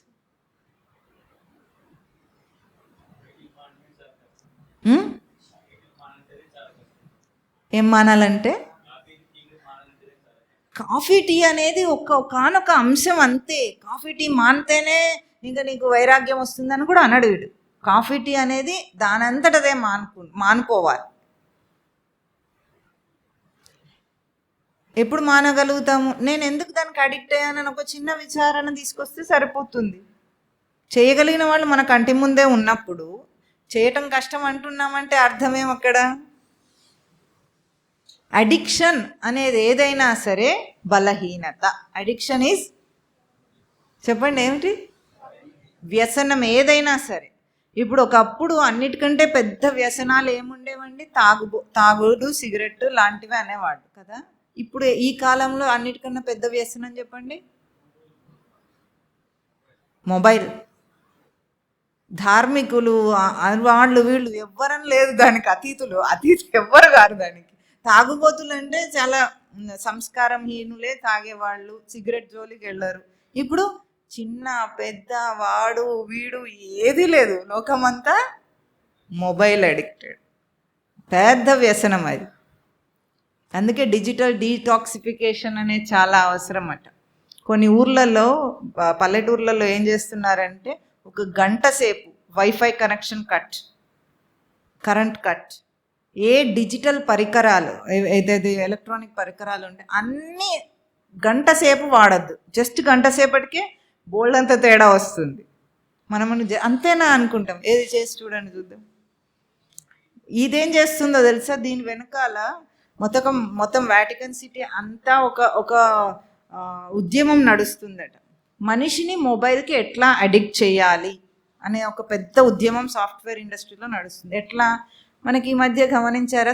సెల్ ఫోన్లో మనం ఏం చేయకపోయినా టింగ్ అంటుంది అది ఒక్కొక్కసారి. గమనించారా? ఆ టింగ్లో ఏం మెసేజ్ ఉండదు, ఏముండదు, అది వైబ్రేట్ అవుతుంది ఒక్కొక్కసారి. అవుతుందా? లేకపోతే ఒక్కొక్కసారి స్క్రీన్ వెలిగిపోతుంది. అవునా? ఇవన్నీ ఎందుకు? మన అటెన్షన్ని డైవర్ట్ చేయడానికి చేస్తున్నారు మొబైల్ కంపెనీ వాడు ఏం చేస్తాడు? అది మనకి ఎంతసేపు ఆ టింగ్ అనగానే మనం దొరికిందే ఛాన్స్ అన్నట్టు దాన్ని పట్టుకుంటాడు, ఏదో ఒకటి నొక్కకుండా ఉంటాడు. మెసేజ్ తర్వాత చూడొచ్చు, దానిలో మెసేజ్ కూడా రాదు. స్క్రీన్ చూసామంటే అడిక్ట్ అయిపోయేటట్టు. చిన్న పిల్లలు కాదు, ప్రతి ఒక్కరిని అడిక్ట్ చేయడానికి, వాళ్ళ సైకాలజీని ఎట్లా ట్రాప్ చేయడానికి ఒక పెద్ద ఉద్యమమే నడుస్తోందట. మనస్సుకు నిగ్రహం ఉంటే ఇవి ఎవ్వడు ఏం చేయలేడు. 10 మంది తాగుబోతుల మధ్యలో ఉన్నా సరే నికార్సైన వాడైతే నిగ్రహించుకొని ఉంటాడు. భోగాలన్నీ నీ ఎదురుగా ఉన్నా సరే వదిలేసి ఉంటాడు. అన్నీ నీ కోసం ఎదురు చూస్తున్నాయి, నీ డబ్బు లోటు లేదు, ఏది లేదు, అయినా వదిలేయగలిగావు. ఎందుకు? అస్తిత్వం. నా అస్తిత్వం దాంతోని కాదు. నా ఉనికి ఒక విషయంతో పోల్చే అంత అల్పమైంది కాదు, అది చాలా గొప్పది. ఆ అస్తిత్వపు అభ్యాసం కావాలంటే శ్రవణ మనన నిధిధ్యాసనలు నిరంతరం చేస్తే ఆ అస్తిత్వం యొక్క గుర్తింపు మన లోపల మనకు వస్తుంది. అనిపిస్తుంది ఇంత చెప్పినా సరే మీరు చెప్పేది అర్థమే, ఎట్లా ఎట్లా ఎట్లా అనే ప్రశ్న వస్తుంది. దానికే చెప్పేది ఏమిటి? నిత్య శ్రవణం. శ్రవణం చేయి.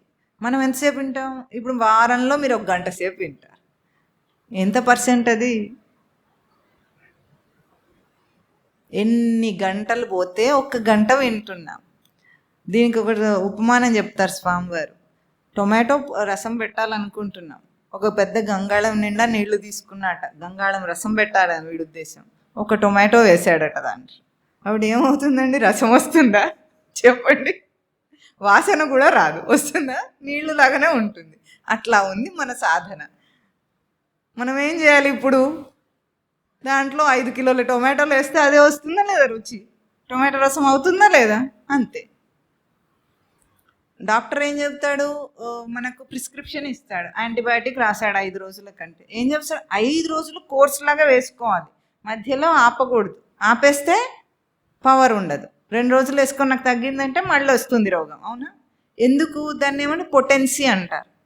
అంత డోసు తప్పనిసరిగా పడితే కానీ లోపల ఉన్న రోగం తగ్గదు. మరి మనకింత భవరోగం ఉంటే, ఈ విషయ సంసార రోగం ఇంత ఉంటే, మనమేమో 1 గంట సేపు ప్రవచనం, అది కూడా ఫ్యాక్టరీలో వర్కింగ్ అవర్స్ కాబట్టి వింటున్నాం, కానీ లేకపోతే వాడు వింటాడు. అది అట్లా ఉంటే వాడికి ఎంతసేపు ఎన్నిసార్లు చెప్పినా ఎట్లా నిగ్రహించటం అనే అడుగుతారు. సొంతగా చేసి చూడండి, అప్పుడు తెలుస్తుంది. అంతరింద్రియ నిగ్రహము, బాహ్యేంద్రియ నిగ్రహము రెండూ ఒకేసారి జరుగుతాయి. ఎప్పుడు? అన్నిటినీ తన అస్తిత్వంతో పోల్చుకో. నా అస్తిత్వం, నా ఉండుట అన్న నా ఉనికికి ఇవి సరిసాటే అసలు? మీకు తెలుసా, రాజులు ఉన్నారనుకోండి, రాజులు ఎవరితో కాంపిటీషన్ పెట్టుకుంటారు? పనివాళ్ళతో పెట్టుకుంటారా? పెట్టుకోరు. రాజులు రాజులతోనే కాంపిటీషన్ పెట్టుకుంటారు. పనివాళ్ళు రాజుతో పోల్చుకుంటాడేమిటి? పోల్చుకోరు. పనివాళ్ళు ఇంకో పనివాడు నేను ఎట్లా ఉన్నానని పోల్చుకొని ఈర్ష్యాస్యాలు వస్తాయి. కానీ పనివాడు యజమానితో పోల్చుకొని ఈర్ష్యపడతాడు ఎప్పుడన్నా? పడడు. రాజు రాజుతో పోల్చుకొని ఈర్ష్యాస్యాలు వస్తే వాళ్ళకి కానీ, అంటే ఎవరి లెవెల్ వాళ్ళకే పోలిక ఉంటుంది. నీ లెవెల్ ఏమి, నువ్వేమి, నీ అస్తిత్వం ఏమిటనుకుంటున్నావు? సచ్చిదానంద మాత్రోహం అని చెప్తుంది నిన్ను శాస్త్రం. నువ్వేమో పాపాలు చేసేవాడిని, పాపిష్టివాడిని, ఈ లోకంలో బ్రతికే అల్పజీవుణ్ణి, నాకేమొస్తుంది, నేనేం చేయగలుగుతా అని నువ్వు అంటున్నావు. అస్తిత్వమేమి మార్చు నీ అస్తిత్వం. నువ్వెవరు? దాంతో పోల్చుకుంటే దేన్నైనా నిగ్రహించడం ఈజీనా కాదా? ఒకసారి చూడండి, చేసి చూడండి, పోల్చుకొని ప్రమాణం పెట్టుకోండి. నిత్య అనిత్య వస్తు వివేకాన్ని ప్రయోగించండి. దీనివల్ల నేను ఏమి కోల్పోతున్నా? కాఫీ తాగి నాకు ఏమవుతుందని కాదు. ముందేమిటి? అది నన్ను అడిక్ట్ చేసేది అదెవరు? దానిష్టమా నా ఇష్టమా? స్వామివారు ప్రతిసారి అంటారు, దానిష్టమా నా ఇష్టమా అంటుంటారు. ఎవరిష్టం?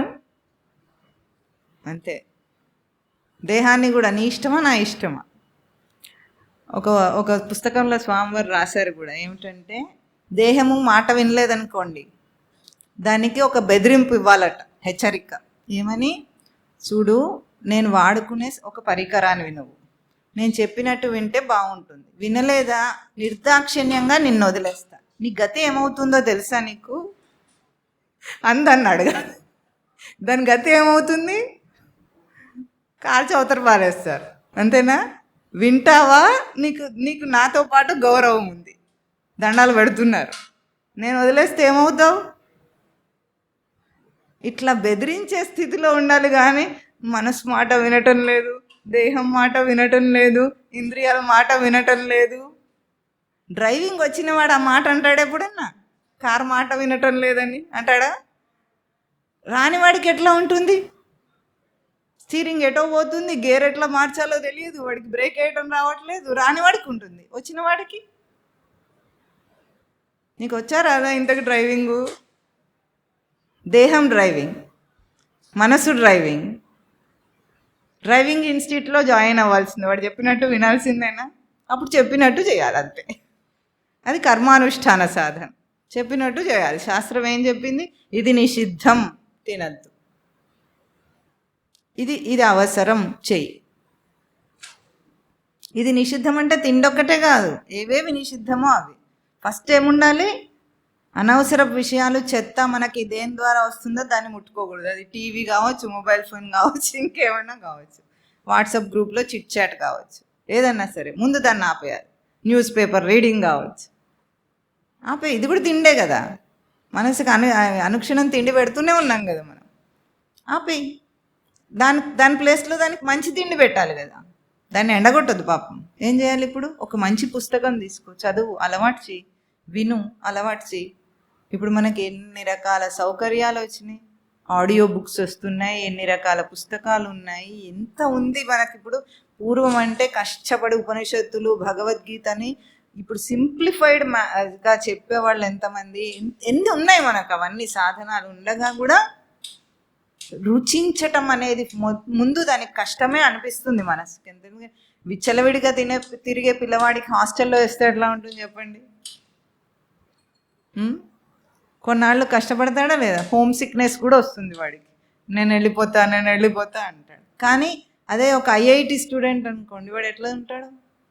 తపస్సు చేస్తుంటారు వాళ్ళు. మీకు తెలుసా? ఐఐటి స్టూడెంట్స్ వాడు ఆ ర్యాంక్ రావాలని ఎట్లా ఉంటుంది వాళ్ళకు? పొద్దున్నే లేస్తారు, గంటలు చదువుతారు, 20 గంటలు చదివే వాళ్ళు కూడా ఉన్నారట. వాడు ఎట్లా చేయగలుగుతున్నాడు ఈ పని అంతా? బాహ్యేంద్రియ అంతరింద్రియ నిగ్రహాలు అంత కష్టమైనవి కాదు, మనం ఊహిస్తున్నాం అంతే. ఒక్కటే ఆలోచించండి, ఇది సంఘము సమాజము నేర్పించిందా, కండిషన్ చేసిందా, నా సొంత నిర్ణయమా? కాఫీ తాగటం సమాజమా, మనం చేసుకున్న నిర్ణయమా చెప్పండి? చిన్నప్పుడు తాగుతారా? ఏమో ఈ కాలం పిల్లలు తాగుతారా ఏమిటి తెలియదు, తాగరు కదా. ఒక వయసు రాగానే అదేదో కంపల్సరీ పానీయం అన్నట్టు మనం ఎందుకు అలవాటు చేసుకున్నాం? అంతవరకు చిన్నపిల్లలు మన ముందు ఉండట్లా, అది తాగకుండా యాక్టివ్గా ఉన్నారా? మనకంటే యాక్టివ్గా ఉన్నారా లేదా? మనకంటే ఉల్లాసంగా ఉత్సాహంగా ఉన్నారా లేదా? మరి కాఫీ వల్ల నాకేమిటి ఉల్లాసం వచ్చేది? నా ముందు నా పిల్లలే అట్లా ఉండగలిగినప్పుడు నేనెందుకు ఉండలేను? నేను పెద్దవాడిని అయితే ఏదన్నా ఇది బలంటానికి ఇచ్చారా ముసలాడయ్యావని? కాదు కదా. 18 ఏళ్ళు రాగానే కాఫీ టీ అలవాటు చేసుకొని అది వదలలేనంటే వ్యసనం. స్టిమ్యులేషన్, బ్రెయిన్కి స్టిమ్యులేషన్ అన్నంతే, ఏదైనా అంతే. ఇది ఒక్కసారి విచారణకు వస్తే బాహ్య అంతరింద్రియ నిగ్రహాలు చాలా సులభం. దీనికి సపోర్ట్ ఇచ్చేది మనకు దీని తర్వాత ఏమిటి? అంతరింద్రియ శమము, దమము, ఉపరతి. తన మీద తనకు ప్రీతి కలిగి ఉండటం. ఉపరతి అంటే ముందు తన మీద ప్రీతి ఉండాలి, తర్వాత బయట వాటి మీద. నిజంగానే అదే ఉంది మనకు. మీకు తెలుసా, చచ్చిపోయే టైం వచ్చిందనుకోండి, ముందు ఎవరిని రక్షించుకుంటాడు? నిర్మోహమాటంగా చెప్పాలి మనం. ఎవరికైనా తన తర్వాతనే ఇంకెవడైనా. తనను రక్షించుకోకుండా ఇంకేది చేయడు. బ్రతుకుతుంది కూడా తన కోసమా అందరి కోసమా? తన కోసమే. ఈ భ్రాంతిలో ఉండొద్దు, నా భార్య, నా పిల్లలు, నా ఇల్లు, నేను దానికోసమే అంత చేస్తున్నాను. నువ్వేం చేయట్లేదు, నువ్వు నీ కోసమే చేస్తున్నావు. ముందు ఆ భ్రాంతి వదిలేస్తే, అయితే దైహికంగా నీ కోరికలను తీర్చుకోను కానీ నీ అస్తిత్వం నందు ప్రీతి, ఉపరతి అంటే, రతి అంటే ప్రీతి. తన యందు తనకు ప్రీతి కలిగి ఉన్నవాడు, తన ఎదగటం మీద ప్రీతి కలిగి ఉన్నవాడు అవలీలగా చేస్తాడు దేన్నైనా. తితిక్ష, దానికి కావలసిన ఓర్పు. ఉపరతి అంటే ప్రీతి, తితిక్ష అంటే ఓర్పు. ఓర్పు ఉండాలి. మనం మామూలుగా ఎన్ని ఓర్చుకుంటాం లోకంలో. ర్యాంక్ రావాలన్నవాడు నిద్ర నుండి ఓర్చుకుంటున్నాడా లేదా? నిద్రపోకుండా ఓర్చుకుంటున్నాడు. డబ్బు సంపాదించేవాడు కష్టాలను ఓర్చుకుంటున్నాడా లేదా? ఎక్కడికంటే అక్కడికి ట్రాన్స్ఫర్ అయిందనుకోండి, వెళ్తాడా లేడా? అక్కడ తిండి సరిగా ఉండదు, ఇవన్నీ ఉంటాయి. కానీ అవన్నీ ఓర్పులు దేనికోసం చేశాడు? విషయాల కోసం, విషయాత్మకంగా చేశాడు. ఓర్పు అనేది వయసు వస్తున్న కొద్దీ, బాధ్యతలు పెరిగిన కొద్దీ ప్రతి ఒక్కడికి తప్పుతుంది ఎవరికైనా. చిన్నప్పుడు అంటే మన ఇష్టం, మన్మాని.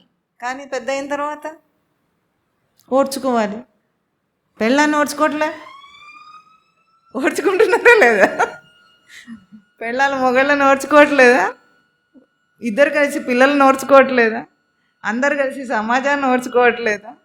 అన్నిటిని ఓర్చుకుంటున్నాం. ఇది ఓర్పు కాలేదట. ఇది ఓర్పు కాదు. ఓర్పు ఏమిటి? తన కోసం దేన్నైనా కానీ త్యాగం చేయగలిగింది ఓర్పు. లక్ష్యం ఏముండాలి? నేను ఆధ్యాత్మికంగా ఎదగటం. ఇది ఒక్కటి ఉంటే చాలు. నా ఎదుగుదల ఎక్కడుందో నేను అది చేస్తాను. ఎందుకంటే మనకి ఇది అలవాటు. సమాజంలో ఎదగటం మన లక్ష్యమా? దానికోసం ఎన్నైనా చేస్తున్నామా? అట్లాగే ఆధ్యాత్మికంగా జీవుడు ఎదగటం, ఇది ఒకటే లక్ష్యం.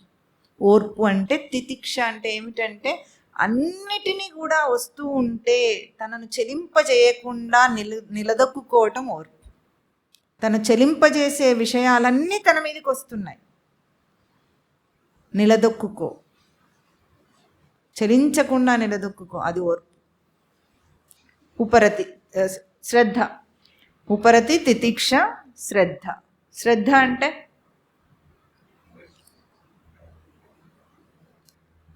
అంటే ఇంట్రెస్ట్. ఇంట్రెస్ట్ అన్నారా? ఇంట్రెస్ట్ అంటే నాకు రాజకీయాలు అంటే చాలా ఇంట్రెస్ట్ అండి అన్నాడు అనుకోండి, శ్రద్ధనా? విషయం నందు ఆసక్తి.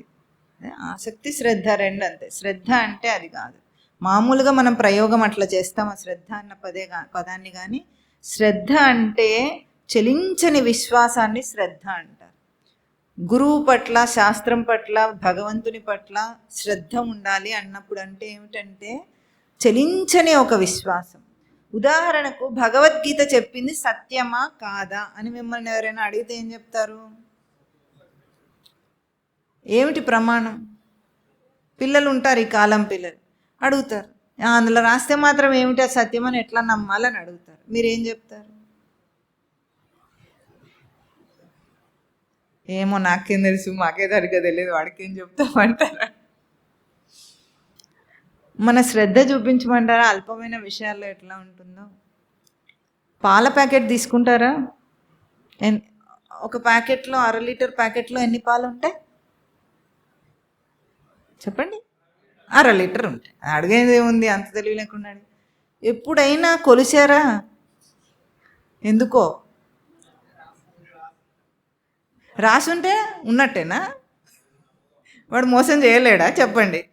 అందులో కొన్ని తగ్గించాడు అనుకోండి, ఒక 100 మిల్లీలీటర్ తగ్గించాడు, మనకి ఏం తెలుస్తుంది? దీన్ని శ్రద్ధ అంటారు. బ్రాండ్ని నమ్ముతున్నవాడు భగవంతుని వాక్యాన్ని నమ్మలేడు. ఆఫ్టర్ ఆల్ ఒక మందు మీద ఉంటుంది, ఒక మందు సీసాలో 60 టాబ్లెట్లు ఉన్నాయని ఉన్నదనుకోండి, ఎప్పుడైనా లెక్క పెడతాడు ఏమిటి? వాడు రాశాడంటే ఉంటుంది. దాని మీద ఎప్పుడు ఎవరికి అనుమానమే రాదు. అసలు వస్తుందా? వస్తే పిచ్చోడు అంటాం, అంతేనా? ఆ శ్రద్ధ నీకు గురువు వాక్యం మీద ఉందా ఎప్పుడైనా? ఇది శ్రద్ధ.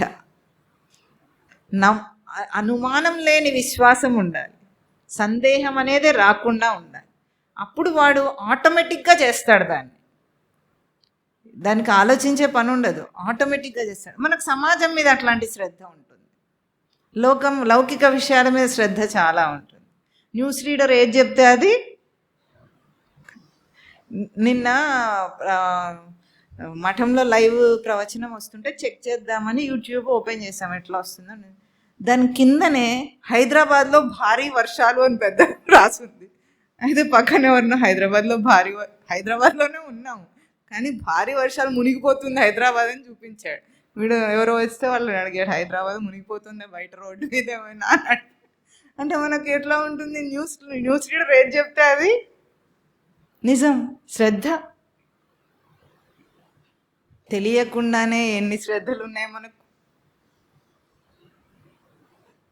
ఎవడు ఏది చెప్పినా అట్లాగా అనేస్తాం, అవునో కాదో కూడా ఆలోచించు. అటువంటి శ్రద్ధ నీ అస్తిత్వం మీద నీకుందా? నీ ఉనికి మీద నీకుందా? ఉనికి అంటే చాలా ఏదో టాపిక్, అసలు మనకు సంబంధించిన టాపికా ఏదోనా? అదే ఏమిటో వీళ్ళు ఉనికి గురించి చెప్తుంటారు ఎప్పుడు ఉనికి అంటే ఏంటో అంటే నువ్వే ఉండటమే ఉనికి, నువ్వు ఉండటమే ఉనికి. ఆ ఉనికిని దర్శనం చేసే శ్రద్ధ ఎప్పుడు లేదు. దానికి సంబంధిత విషయాలు చెప్తే శ్రద్ధ ఉండదు. ఆధ్యాత్మికత అంటే అదొక డిఫరెంట్ టాపిక్. దాని మీద మనం వెళ్ళాలా వద్దా అని మనకు చాయిస్. నీకు చాయిస్ లేదు ఆధ్యాత్మికతకు. నీ ఉనికికి నీకు చాయిస్ ఉందా? ఉండడం అంతే. దాంట్లో మాట్లాడేది ఏముంది? స్పిరిచువాలిటీ అంటే నాకు ఇంట్రెస్ట్ లేదండి, ఇవన్నీ మాకు ఏమో పెద్దగా ఇది ఉండదండి. ఏమిటి మరి నీకేముంటుందండి? హోటల్లో మెనూ ఏది ఇస్తే అది తింటమే ఉంటుందా? ఇట్లా మాట్లాడతారు లోకంలో. దేని గురించి చెప్తున్నామయ్యా? ఆధ్యాత్మికం అంటే నీ ఆత్మ, నీ ధారణ, అది శ్రద్ధ. ఏ రోజు దాని మీద అంత శ్రద్ధ వస్తుందో, ఏవి అసలు కష్టమైన విషయాలు కాదు సాధనలో.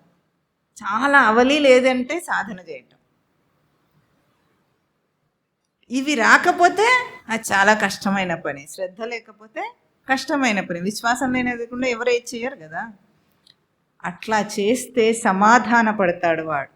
సమాధానం అంటే అన్ని ప్రశ్నలకు సొల్యూషన్, జవాబు దొరుకుతుంది. ఇక వాడికి ప్రశ్న రాదు. ఎందుకంటే ఎక్కడి నుండి దొరుకుతుంది? ఎవరిస్తారో ప్రశ్నకు సమాధానం కాదు, నీ లోపల నువ్వు చూస్తావా అవన్నీ. నీ సమాధానాలన్నీ విలీనం అయిపోతాయి. ప్రశ్నలన్నీ విలీనం అయిపోయే సమాధాన స్థితి. సమాధాన పడటం అంటే ఏమిటి? ఇంకా ప్రశ్న ఉదయించకుండా మనసు, చిత్తం అన్నీ కూడా తన యందు తానే విలీనమైపోతాయి. కాలేన ఆత్మని విందతి అంటుంది. అంటే తనలో తానే తెలుసుకుంటాడట. సాధకుడు ఎక్కడ తెలుసుకుంటాడు? ప్రవచనాల్లో తెలుసుకోడు, పుస్తకాలు చదవటంలో తెలుసుకోడు. ఇవన్నీ సాధనను అభ్యాసం చేసిన తన యందు తానే తెలుసుకుంటాడని భగవద్గీత చెప్తుంది. కనుక సాధన చతుష్టయ సంపదలో చెప్పినవన్నీ సిద్ధాంతాలు కాదు, సత్యాలు. సిద్ధాంతం కాన్సెప్ట్ అంటే థియరీ కాదు, అది మన జీవిత సత్యం. అది జీవించుటకు సత్యం. అది కనుక ఒక్కొక్క అంశాన్ని తీసుకొని తను ప్రయోగం చేయాలి. చేస్తే అన్నిటికీ సమాధానం తనకే తెలుస్తుంది. చేయకపోతే కోటి జన్మలైనా తెలియదు. హెచ్చరిక చేస్తుంది శాస్త్రం. కోట్ల జన్మల తర్వాత కూడా తెలుసుకోడు. ఇదే బుద్ధితో బ్రతుకుతాడు, ఇవే ఇంద్రియాలతో జన్మలనెత్తుతాడు, కానీ కోటి జన్మలైనా వాడికి పూర్తి కాదు కోర్సు. చేస్తే అధునైవ సుఖీ శాంత బంధముక్తో భవిష్యసి. చేస్తే ఈరోజు ఇక్కడ అంటుంది శాస్త్రం. చేయగలిగితే ఇక్కడే చేయగలిగినంత సుసుఖం కర్తుం భగవద్గీత చెప్తుంది. సుసుఖం కర్తుం అవ్యయం. చేయుటకు అన్నిటికన్నా సుఖమైనది ఏమిటి? సులభమైనది ఏమిటి? ఈ విచారణ. చేయలేకపోతే కోటి జన్మలైనా రానిది. కనుక చేయకపోవటం అనేది తన శ్రద్ధ మీద ఆధారపడి ఉంది. కనుక సాధన చతుష్టయ సంపదలోని ఈ అంశాలను తప్పకుండా అభ్యాసంతో అలవర్చుకోవాలి. చేస్తే ముముక్షుత్వం అనేది తర్వాత వచ్చేవారని చెప్పుకుందాం మనము. ముముక్షుత్వం అనేది మనిషి ఇన్బిల్ట్ క్వాలిటీ. ముక్కు మూస్తే ఏం చేస్తారు? పక్కన మీ ఎండి గారు వచ్చి మీ ముక్కు గట్టిగా పట్టుకున్నారు అనుకోండి, ఏం చేస్తారు? గౌరవంగా ఉంటారా? ఏం చేస్తారు? వదిలేయమంటాం. వదలకపోతే నెట్టేస్తాం. నెట్టుతుంటే పోకపోతే తంతం. అంతేనా? ఎండి గారు అని ఇంకెవడో అన్న ఏమైనా ఉరుకుంటాం, నీ భార్య అని ఉరుకుంటామేమిటి? ముక్కు మూసింది ఎవరైనా సరే. ఎందుకు అడిగాము? అది ఎందుకు చేసాము ఆ పనిని?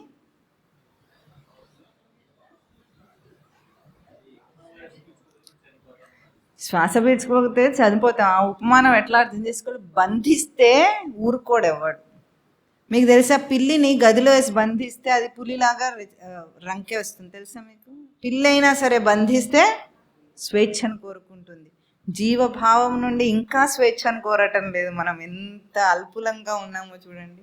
ఆ ముముక్షుత్వం అంటే ముక్తికై కోరిక. ముముక్షుత్వం అంటే తీవ్రమైన కోరిక.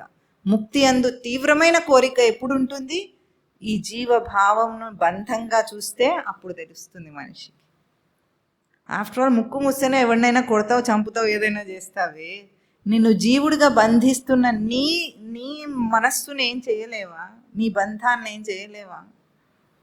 అది తెలిసిన రోజు చేస్తాడు. ఆ బాధ తెలిస్తే ఒక తన్నుదని వెళ్ళిపోతాడు వాడు. కనుక సాధన చతుష్టయ సంపద యొక్క విలువ చాలా గొప్పది. తర్వాత వచ్చే కర్మయోగానికి ఏదైతే భగవద్గీత అన్ని అధ్యాయాల్లో కర్మ గురించి చెప్తుందో ఆ కర్మకు నాంది ప్రస్తావన. నాంది అంటే మొదలు. ఈ మొదలుతో ఇప్పుడు మనం కర్మను అర్థం చేసుకుంటాం. తర్వాత ఇప్పుడు యజ్ఞయాగాది క్రతువుల ప్రస్తావన తీసుకొచ్చి వివరంగా చెప్తారు కర్మయోగంలో. అక్కడికి మనం ప్రవేశించబోతున్నాం. కనుక ఈ సాధన చతుష్టయ సంపదను కొద్దైనా ఆచరించిన వాడికే విలువ గుర్తింపు తెలుస్తుంది. లేకపోతే భగవద్గీత యొక్క విలువ అర్థం కాదు ఎవ్వరికి. కనుక కర్మ సాధన కర్మతో ప్రారంభమై కర్మయోగాన్ని చేరుకోవాలి. చెప్పండి. శ్రీ భగవాన్ ఉవాచ లోకేస్మిన్ ద్వివిధా నిష్ఠా పురా ప్రోక్త మయా అనఘ